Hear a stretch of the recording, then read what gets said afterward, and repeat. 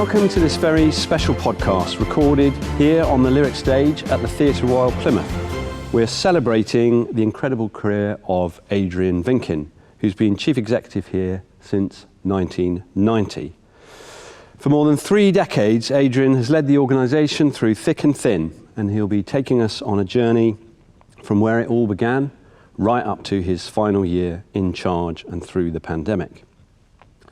Adrian has built an organisation with an enviable reputation for its ambition and creativity, including the UK's largest engagement and learning programme, a unique mix of the best UK and international produced, co-produced and touring theatre shows, and some very impactful public art. More of that later. He's played an instrumental role in re-establishing UK regional theatre as a dynamic force in the UK's theatre sector. And right from the start, he ensured that the South West has access to the same quality of theatre as London, and that Plymouth, a city he holds dear, builds its vision for growth with a creative ambition at its heart. My name is Bill Martin, and as editor of the Plymouth Herald for 7 years and the Western Morning News for the same period of time, I've had the privilege of getting to know Adrian over many years, and I'm delighted to talk to him today. Adrian. Bill. So I want to start, if we can, with Adrian Vinken pre-Plymouth. I mean, I don't imagine that young boys grow up dreaming of being a theatre director, but maybe you did. But could you take us through the story? No, a career in the arts was never on my horizon. I mean, I didn't have much of a horizon anyway, but I guess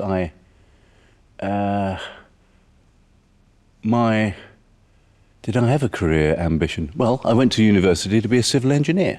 Went to Sheffield to study civil engineering.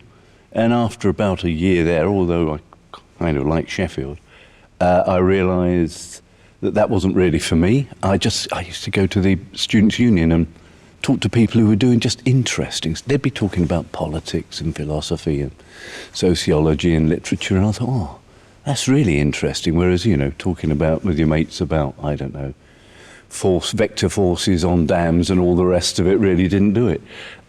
So I kind of took a year out thinking, what do I really want to do? When you could do that years ago. And actually got a job as a trainee accountant, because that's the sort of thing you did to get a few quid.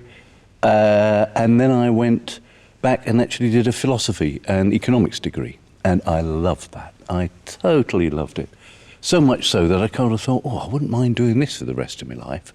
You know, sort of teaching in university, because fundamentally you got bloody long holidays, and you just had sort of 3 10-week terms where you gave lectures and you were paid to research the history of ideas, which I quite like, so quite fancied that. But anyway, I kind of did my degree there, and my libido took me to Cardiff. I had a girlfriend, she was there, so I kind of headed off to Cardiff because I had nothing else to do. And while I was there, you know, I thought I'd be bumming around like I used to do most of the time, and she kind of insisted that I went out and got a job to bring some money in. So I went to the job centre, and at the time they had kind of cards up on court boards, and there were just 2 up that I recall that I could apply for. One was an assistant administrator at Chapter Arts Centre. I didn't know what an arts centre was, but I went along. They appointed me, and I kind of went to work there. And literally, the first day I was at work, I was told that you could go to any of the films or the shows. They had a cinema there. So that evening, myself and the girlfriend went to see, free of charge, a film. Can't remember what it was, but it was great. And we came out, and there was a bar there, and there was a band playing, jazz band, I think. It was playing, and that was free, and I went in there and had a few beers. I thought, I'm getting paid for being here. And there was a theatre upstairs, and you went to see shows, and there was a gallery. I thought, this is a bit of all right. And I had a lovely year there, getting to know artists and actors and all the rest of it. And I loved the feel of working in that place. But I never thought I'd have a career there. And meanwhile, I'd got a grant, application was successful, to do PhD research back at Sheffield. So I went back there to research evolutionary theory, and actually began to teach there. So that kind of prospect of an academic career was really where I was. And that went on for, I guess, a couple of years when I started to get dissatisfied, I guess, or disillusioned, I think, with the whole academic life, because you saw who your colleagues would be going through the same notes, doing the same stuff year in, year out, and the petty politics of academic life. But I thought, crikey, what the hell am I going to do? And that's when the real turning point happened in my career, really, which was the lead mill, which was a kind of mad shit or bust moment. So, the lead mill, I mean, Yeah. what was it when you first encountered it? A nightclub? No, it was a derelict warehouse and old four-storey flour mill a complex in the middle of city centre of Sheffield, in an area that was completely vacant. There was no business activities. All the industry around there had collapsed. There were sort of sites that were being demolished, and there were basically a bunch of old hippies, some of whom I knew, had this kind of theory that an alternative sort of venue that would have a whole food shop and a whole food vegetarian thing, and they'd put on some gigs and all the rest of it. And they asked me if I'd like to get involved and give some, voluntary time, which, I said, yeah, why not? It's interesting. So got involved and started to take a bit of a leadership role with some of them in trying to get some events on and all this, because I loved music more than kind of anything. My life as a student and up to that point, I got a huge record collection. People used to come back to the house at night, just listen to music. Bob Dylan was God the Father, and kind of Van Morrison, and I guess Bruce Springsteen were the rest of the Trinity. And I lived my life for music. And Sheffield didn't really have, it was emerging, but at that time wasn't a great live music kind of city. It didn't have the facilities or the clubs. So the notion that there was a place for a really cool venue if you got it together kind of appealed to me, really. Anyway, we were working on getting this occasional licenses to put events on, and it got to the point where we had a few of those events, but if it was going to go any further and be a sort of permanent kind of conversion, then there needed to be a whole different kind of order of commitment to it and leadership. And the people involved were great, but even I could see, and I didn't have any leadership background, that they had no real idea, and it needed kind of pulling together. So that was a critical point for me, because if I committed to this, I wasn't going to be able to see through the academic side of things and that career. So that was a point at which I burnt my bridges, which was a really scary and crazy thing to do, really. But I suppose I then had to make it work because I had nowhere else to go. So you gave up a salary? Yes, small salary, yeah. And went on the dole, along with other people. And what it involved, this was at Sheffield in the very early 80s, at the height of sort of Thatcherism. The steel industry was in collapse. Unemployment was colossal, especially youth unemployment. So what I was able to do was get some very small grants from people like David Blunkett in Sheffield City Council at the time, and work with the young unemployed people, youth opportunities programs, trying to teach them how to building skills. Lots of unemployed tradesmen. I went on radio, did appeals. Could they come down and help, give their time voluntarily? Actually, one chap came down, a plasterer called Stuart Golland, but he was also a thespian plasterer.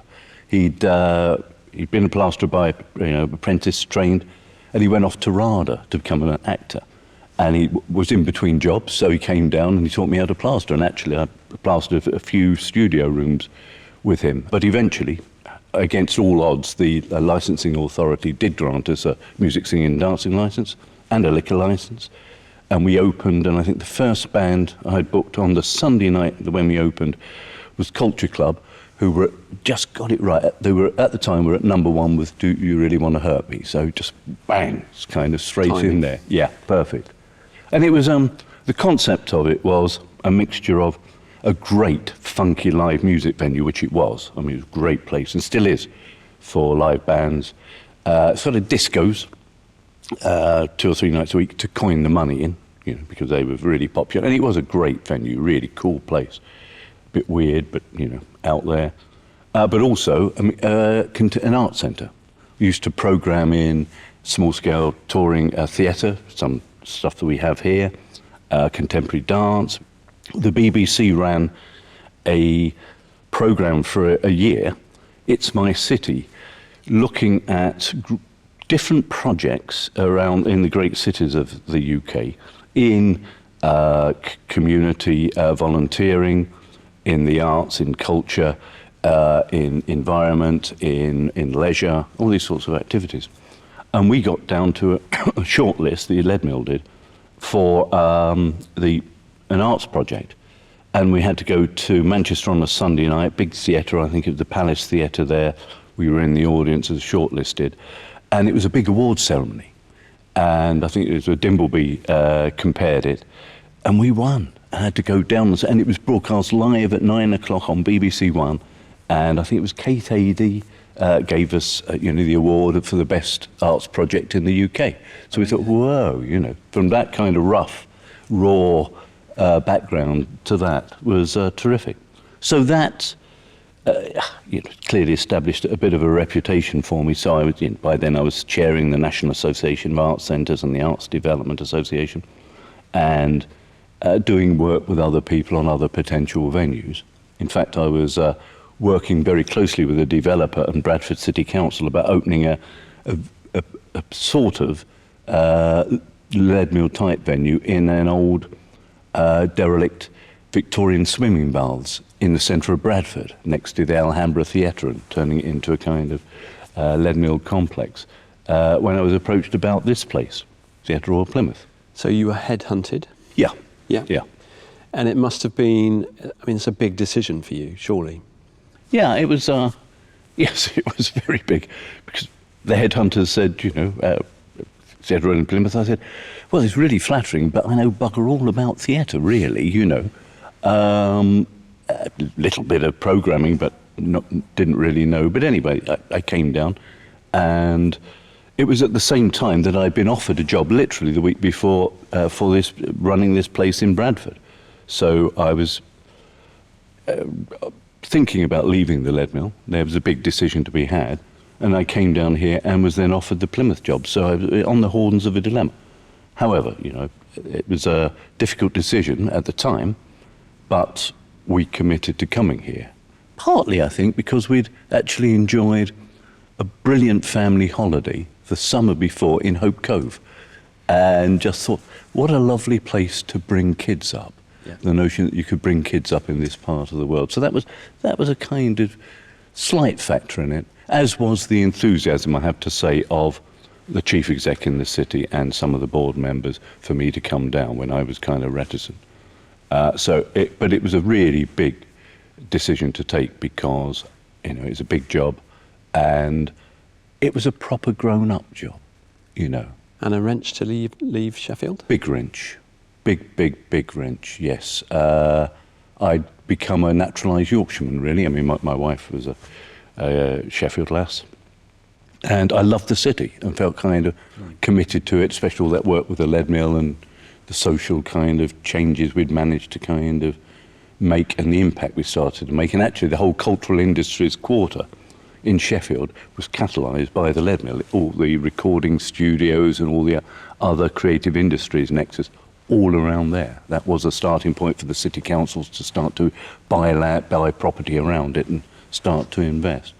So it was a wrench to leave that, really, and come here. And it was intimidating because, you know, I never worked in orthodox theatre.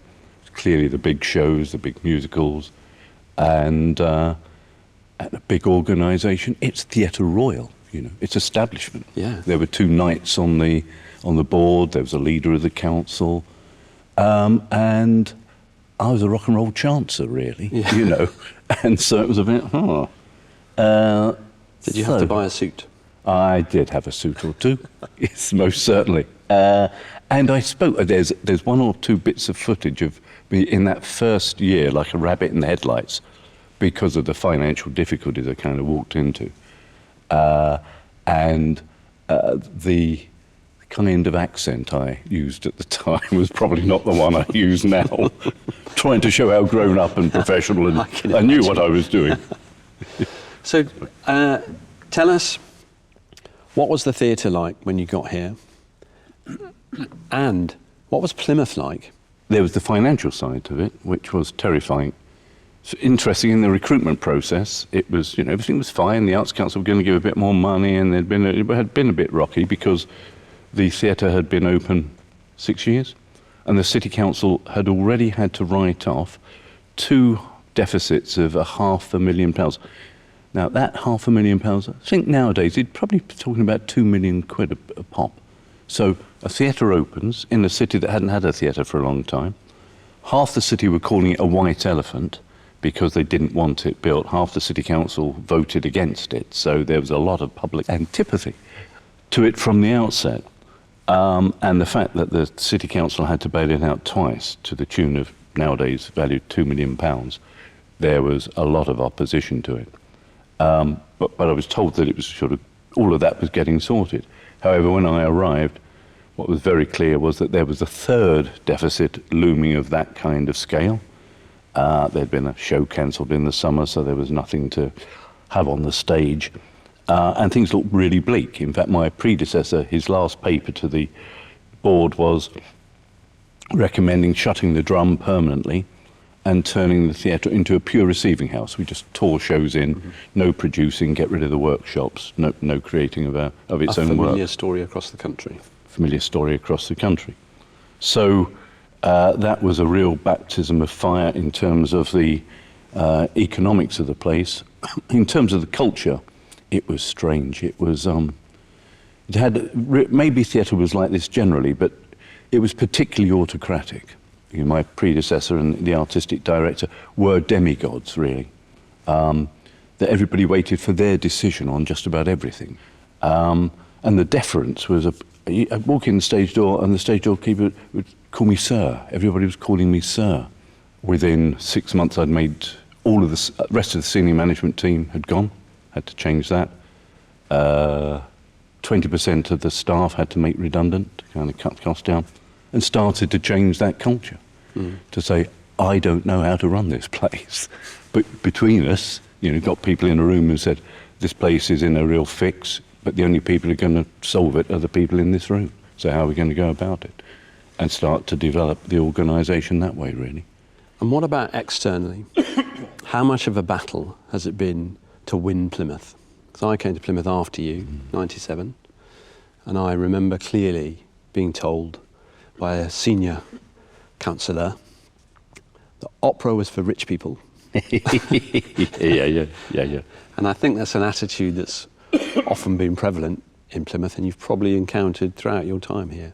Yeah. How much of your job has that been? It's much wider than just the theatre and that elitism thing, really. It's the journey has been to make the case for culture and creativity as a driver for the wider city and the wider city economy, and to move the city from command and control economy that resulted from 4 centuries really as the base for the navy and for the military base for the crown and for the government, with the money coming from the crown or the government via the docks and via the navy into a city economy, and with a peace dividend that's disappearing, somehow replacing that and moving away from that retrospective looking back to the glory days of the military kind of presence in the city to a modern thriving sort of European city where culture were culturally vibrant and where young people wanted to stay. University students might come down here for a degree, but they'd all push off up there because there was nothing here for them. And so to change that, and that we were able to effect that. I mean, it took time. For years, people used to say, Plymouth's a fact, the potential of this city is brilliant, but it wasn't going anywhere. And I think what changed it really was winning the hearts and minds of the council and the business sector, I think, behind that initial cultural strategy, a vital spark. getting people to, we ran a number of events where brought down the leader of Liverpool Council, who just had the City of Culture, some key players in the London cultural scene, to talk about the economic benefits and the social benefits of structured investment in culture. And we set out a kind of vision for the city. And to their credit, the leader at the council at the time, I think, was probably Tudor Evans on the Labour side of things, but both parties backed it. And that became a coherent kind of thread of the economic development strategy of the city of the past 10 years. And that has led to an absolute renaissance in and a quantum shift in the amount of cultural facilities, activities and creative industry activity in this city that the Arts Council have kind of picked up on and have backed hugely. The last major funding round from the Arts Council, Plymouth had the largest uplift of any place in the country by a long way, and went from having about 3 funded organisations to 9 funded organisations, that kind of growth. So coming back to the theatre, yeah, and the theatre's clearly been crucial to its own journey, but Plymouth's journey as well, to where it is now, and the sort of cultural revolution that's happened in the city and the change of attitudes. I want to go back to that decision about not to become just a receiving house, and for your sort of commitment to quality. And talk us through how much of a battle that's been, and and how important you think it's been to say, no, this is going to be a producing theatre of international quality. The stature of the organisation and what it's able to do in terms of its engagement with the community, its development of talent in this city and this region, and the impact and the credibility it has nationally and internationally is down to our ability to produce and co-produce and attract some of the world's great artists here. And that was absolutely critical. I suppose how we kind of got there in those early days was, well, I think I explained that we were in an economically sort of parlous state. There was nowhere to go. There was nobody going to bail the place out. So I looked at the kind of deal structures at the time that had been done historically. I'd never worked in theatre, so I knew nothing about it. So I didn't take anything for granted. And I asked all the sort of the basic simple questions, well, why can't we do this or why can't we do that? And when there were new shows to be negotiated, I just looked at what we'd done in the past, realised we hadn't earned enough from it, and kind of said, no, you can't come, on that sort of deal. Come on this. And then the producer on the other said, no, we're not coming on that. I said, okay, well, you're not coming. Put the phone down, so I went home at night, lay in bed at night thinking, what the hell am I doing here? Going to have no show, got no staff, and going to have no shows on the stage. But then 2 or 3 days later, the phone would ring and there'd be somebody there saying, well, well, maybe we'll consider that. I thought, learned something there. And that was a very important kind of learning for me, that there was, if you push back, there was a very different sort of relationship that we could adopt. And I used that to kickstart the producing reputation of the organisation by being the producing house, the kind of starting point for major West End shows and major tours, but doing it on the basis of a commercial deal that made sense for us. So that there was a good return for the organisation, and if the show was successful, we got a royalty stream from it in the West End and around the world. And, forming that relationship with Cameron McIntosh, so he kind of opened his shows here, and Andrew Lloyd Webber, and some of those really big shows, made a big difference. And so from losing best part of £500,000 in the year I think I came into the theatre, to the next year we made a surplus of a couple of £100,000, and that was by changing the culture, shaking down people who weren't really contributing to the organisation, and providing a different sort of commercial dynamic to it. And once we're in that position, then you could start to play.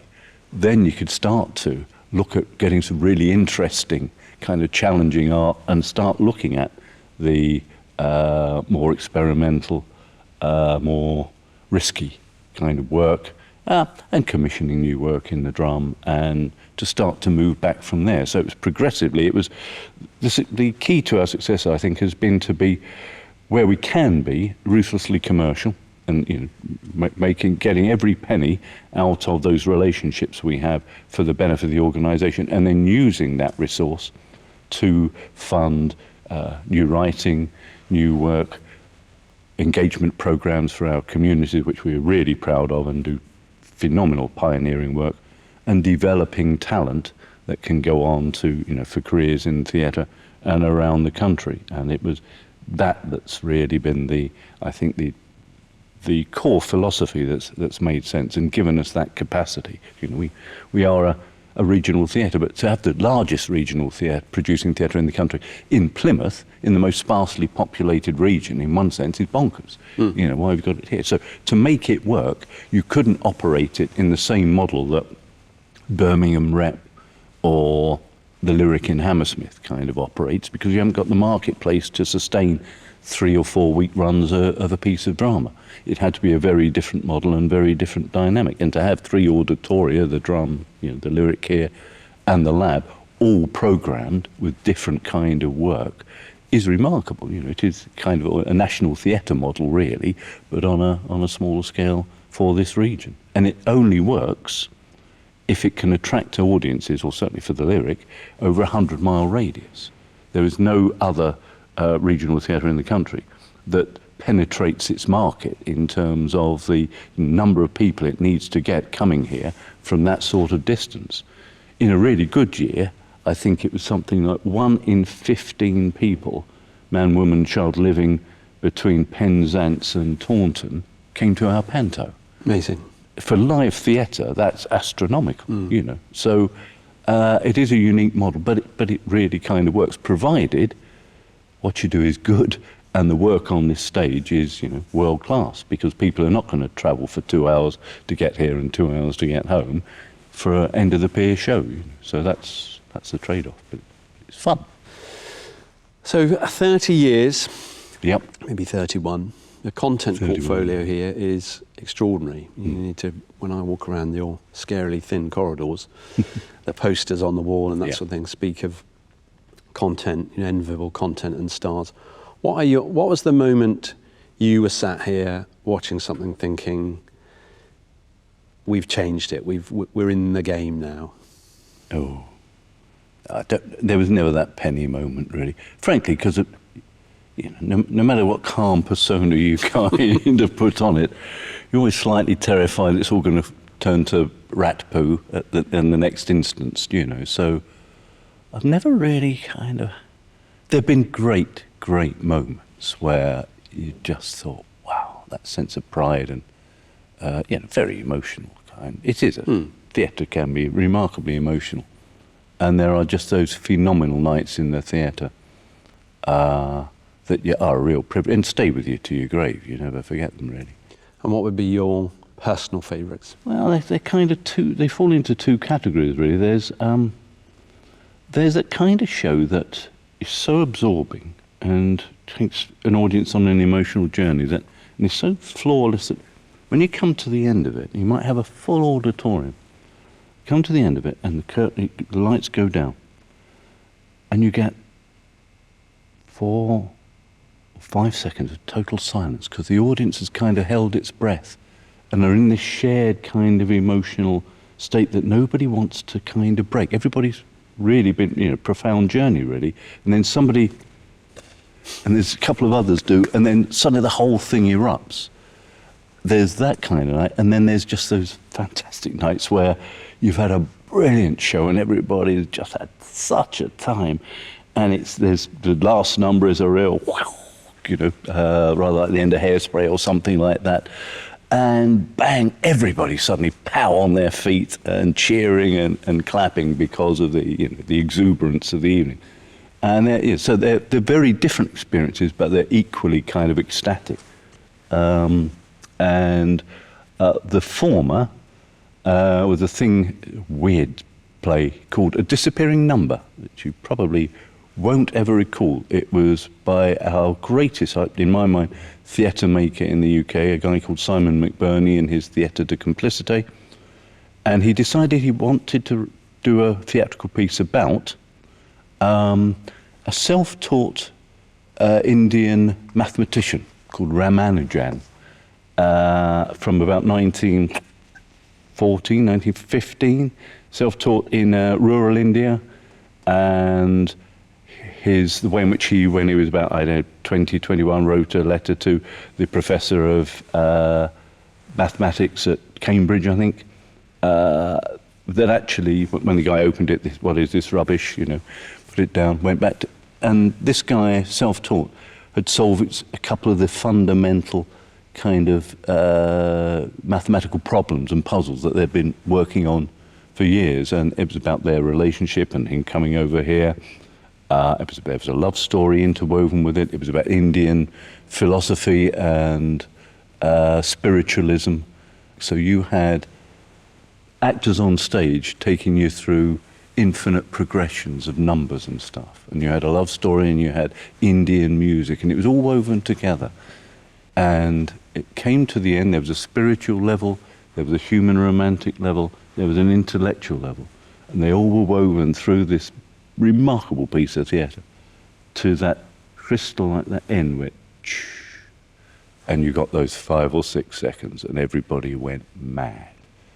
And we started it at TR2, he developed it at TR2, he had the first performance here ever, and the final performance he also brought back here, and it was the only time that National Theatre Live had been filmed anywhere but the National Theatre stage.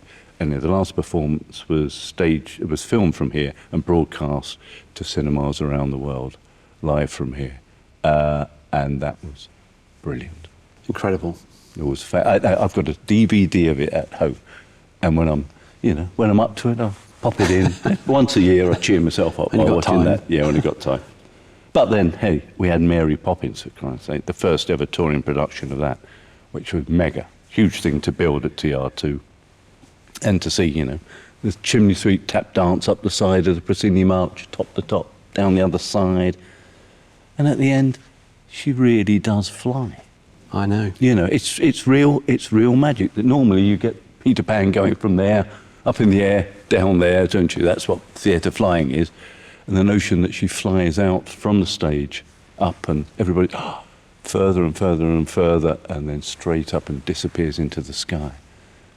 That was the moment when I thought the Theatre Royal had really made it. Both my children Your kids were crying, people crying, just crying at that moment. It's just powerful, so wonderful. Amazing. Yeah, I know. Well, hey, show business. So when you look back over your time here, what are your proudest achievements? To have had the opportunity to work with such brilliant, committed people for so long, and to have been able to work in teams where everybody went the extra mile, and that the emotional honesty that people have with each other, and the values. We are a values-led organisation, in kind of culturally, and that's how we train people, and that's how we appraise people.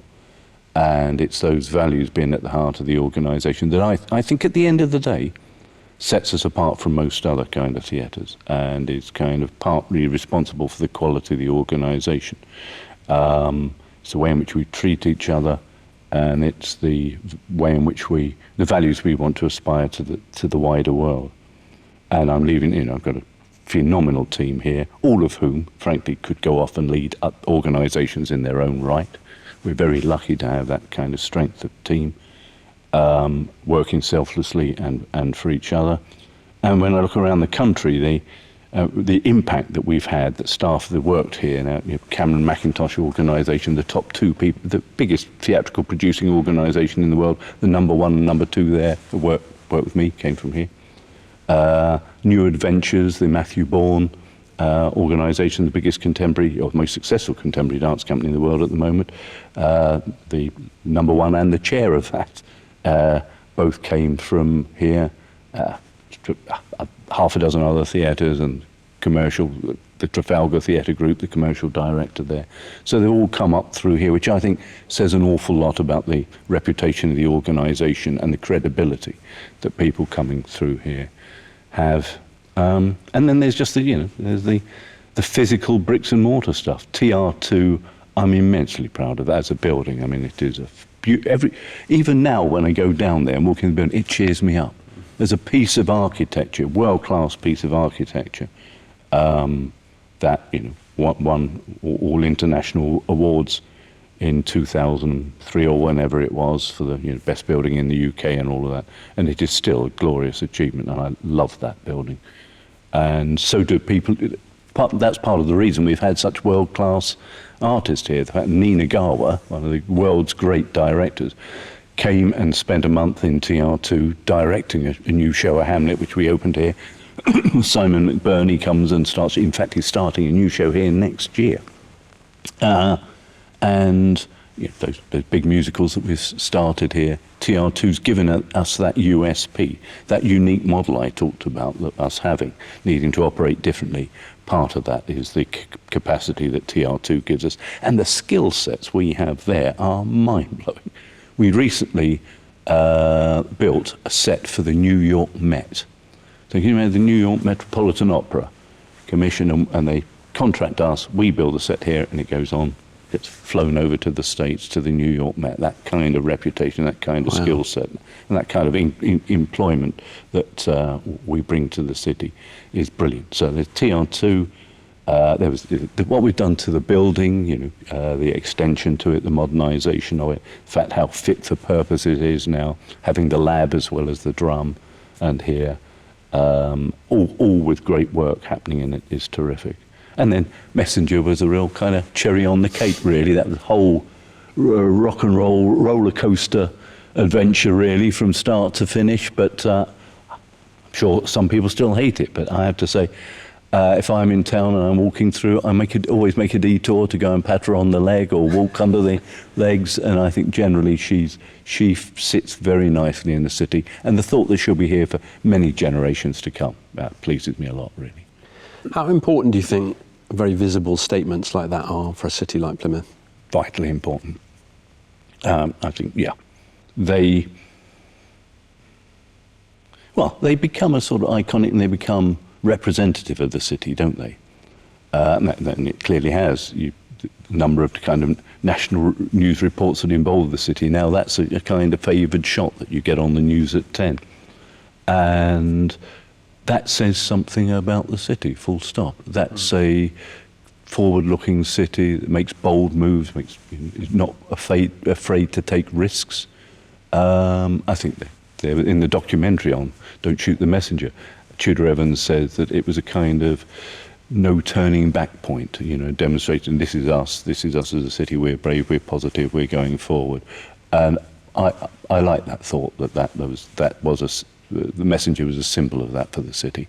That old guard, that backward-looking, just looking at the heritage of the city and not wanting to change. I think Messenger is a real harbinger of change and that future look for the city.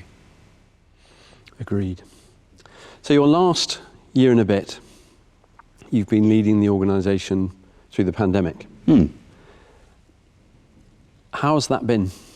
Well, like everybody to start with, it's sort of rabbit in the headlights, nobody quite knowing. There was all that thought of, we'll be back to normal in 6 weeks, won't we? All of that. But I did say to the team, the good thing about having been around the block an awful long time and being through all those kind of traumas and crises in the past is that I did the Jonesy from Dad's Armies, don't panic. Don't panic, because there were all these Zoom calls with all the chief execs of other theatres around the country, and it was mayhem, everybody doing a different spreadsheet each day and worrying about the finances and this rumour and that rumour and all the rest of it. I'd come off and say, okay, guys, let's forget all about that, let's see where we are. And it was about taking a calm look, frankly. If there'd been no intervention from government, then we, alongside most of the theatre sector in this country, would not exist. And so that was a given to start with. So it was a question, I think, of, we were in a pretty good state. We have because of the way in which we run the organisation for the past couple of decades, we had a good balance sheet. We had reserves, so we didn't have to panic immediately. We weren't going to run out of money.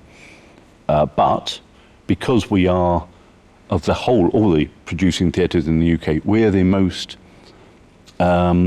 economically successful, I suppose, in terms of earned income to subsidy. We get 90% of our money comes through the box office or catering or whatever.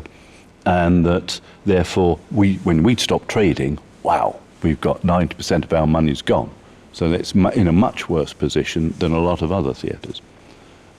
So in order to optimise the time we had before we'd go bankrupt, we had to, the most difficult thing was making people redundant. We had to do some very hard and fast cutting in terms of losing a third of our staff. And there were people there who had been loyal staff who'd worked hard and nothing ever wrong, nothing but really committed to the organisation, some of whom we'd worked in nearly 30 years, making them redundant. That was really, really painful.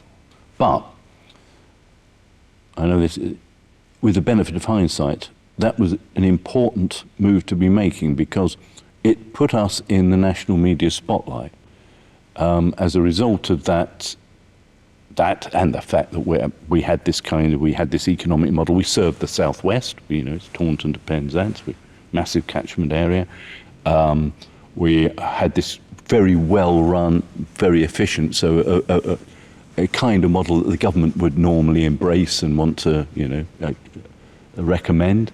And the Arts Council were very supportive of us, but the fact that we couldn't trade was critical. So on the put forward by the Arts Council for the Today programme, ended up with writing an article in the Daily Mail to get the issue at a kind of national level. And I'm sure there were a lot of other people working similarly, but as a consequence of that kind of lobbying, the government came up with an Oliver Dowden, credit where credit's due, that Culture Recovery Fund, that 1.67 billion, has been absolutely critical in maintaining the cultural infrastructure of this country. If that hadn't been forthcoming, bang, museums, theatres, they would have all gone. All gone, and it would have been almost impossible to get them back up in anything like the shape or form they're in. So I think it was a really wise decision, but critical to our survival. And as a consequence of that, like everybody else, we've kind of worked our way through it. It was for us culturally very difficult because we are a very tight organisation. We thrive on interaction. We welcome 1,500 people a day often through the building. Our staff is all about supporting those members of the public, interacting with them. We are a very collaborative organisation. We've got lots of different departments that have to work together quite seamlessly and very closely. And for suddenly all of that to be fragmented and people to be on Zoom calls and not meeting in the flesh, we found particularly difficult, I think, more so than most organisations.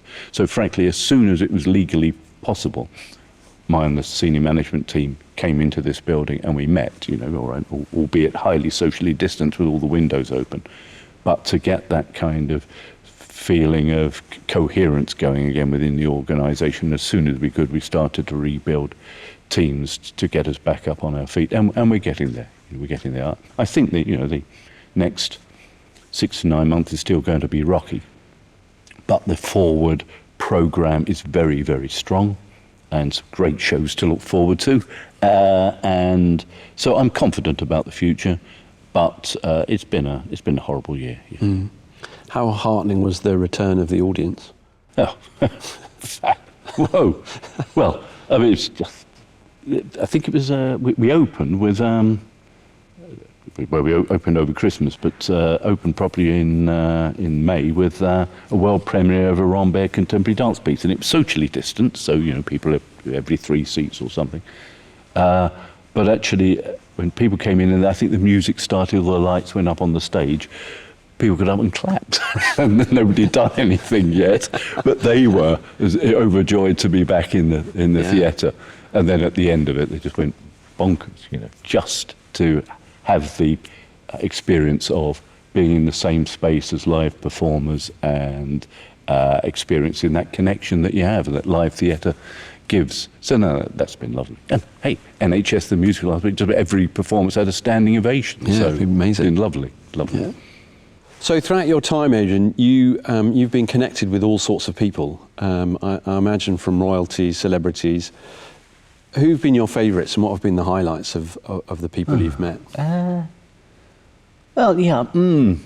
Oh, the favourite, no two ways about it, was Les Dawson. I loved, you know, it's just a hero from television. Says Les, all those comedy shows. I just thought he was a genius.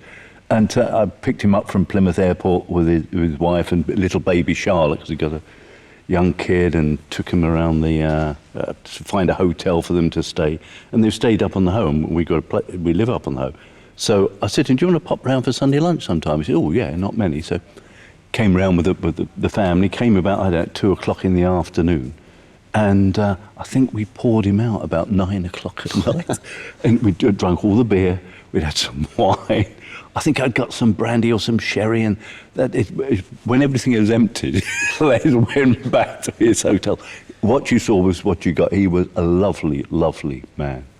Had the privilege of, in the first 6 months of being here, going out for supper after a show here with Dame Vera Lynn and her husband, just over there in Frankfurt Gate, which was a weird thing to do, given I remember being, as a kid, my mum talking about Vera Lynn and the war and all of that. Was in Bath, talking to a producer about a show, and went with him to have supper with Peter Ustinov and his wife. You know, again, huge, iconic star at the time.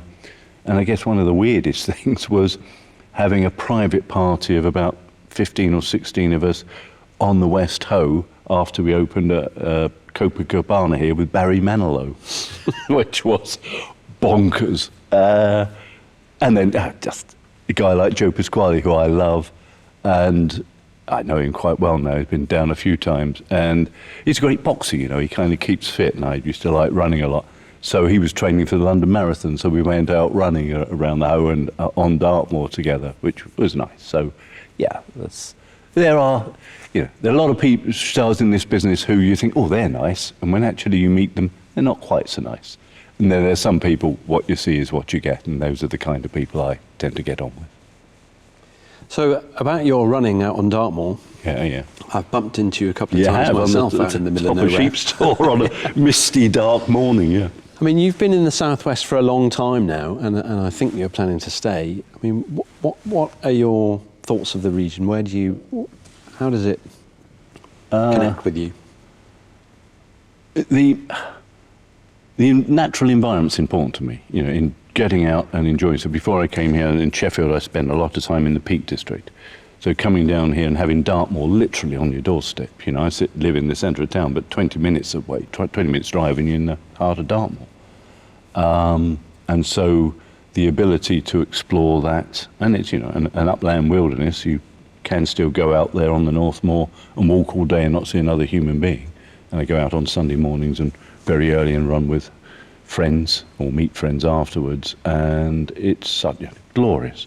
And that for me is invaluable in terms of quality of life. And the coast, you know, running around Nos Mayo and around the coast there, it's world-class coast, and you can be there on a 7 o'clock on a 7:30 on a Sunday morning and not see another human being, and to just experience that and the Hoe and the Sound. So I've run every inch of the Cornish coastal path over the years, you know, with the family, go on holiday and do all of that. And I can't think of another city that has got a better quality of life or natural environment around it, to have 2 rivers on each side, the ocean. Yesterday morning, I was running around Wembury and went for a swim afterwards in Wembury, and my granddaughter came down to join me for a swim. And back home by 10 o'clock, you know, what's... Wonderful. You know, just can you imagine in Wolverhampton, central London, you know, central Manchester? It's remarkable. And it's a modern, vibrant, cultural city. So, Now you're retiring. What made you realise it was time, or think it was time, and what's next? Looking in the mirror. Crikey. When I came here, I was appointed when I was 36. And I think when I took up the post, I was probably 37. And was seen as very, very young in the sector to be given this job, and I was. A big risk taken by the board and the council. And I could do it forever. I love it. It's a privilege, and it's reinvented all the time, and working with new artists and new ideas all the time. But I wanted to. I really actually was thinking of leaving a couple of years ago, but for various reasons delayed it a little bit, and then COVID hit, so that put the mockers on it really. But ideally, I'd have been out of here a couple of years ago. And again, it's not because I want to go, but because I think it's the right thing to do, really. And I think an organisation like this wants a more youthful, dynamic kind of leadership, new energy in the organisation. And new leadership always brings change, and I'm delighted with James has been appointed. I think it's superb. So thank you, Adrian, and I think myself and all of Plymouth will wish you all the very best for the future. In January, Theatre Royal Plymouth will be welcoming a new Chief Executive, James Mackenzie Blackman, and he'll take over the reins from Adrian. Our thanks to Tom Edwards Sound for producing this podcast for us, and for all of you for listening. Adrian, good luck and thanks very much. Thanks, Bill.